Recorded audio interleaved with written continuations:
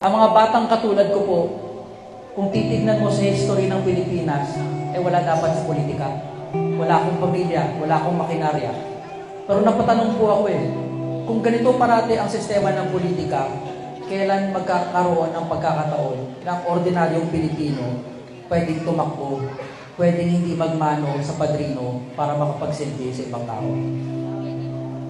Dito ko po nakita na sa tagal na panahon, pataas ang presyo, pataas ang renta, ang sweldo hindi tumataas. Walang tumututok sa ordinaryong Pilipino.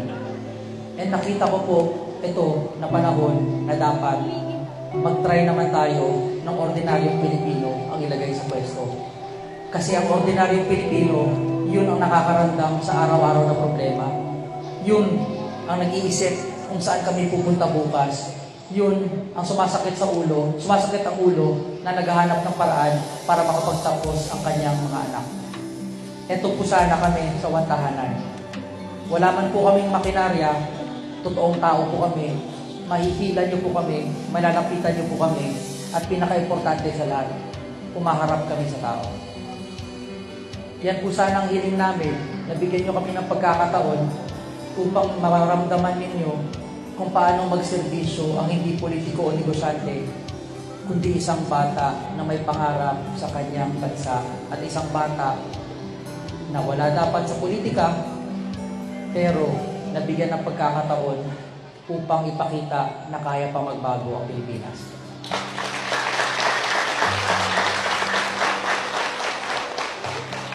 Bago kayo umuwi ngayon at kumain, gusto kong pag-isipan ninyo kung nagboboto kayo dati ng ibang party list at ibang mga politiko, isang tanong ang iiwan ko sa inyo ngayong araw na to.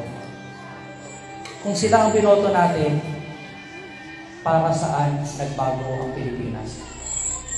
Kami po sa Wantahanan, gusto namin magbago ang Pilipinas para sa ordinaryong Pilipino at gusto po namin gawing tahanan ng bawat Pilipino ang Pilipinas. Maraming salamat po.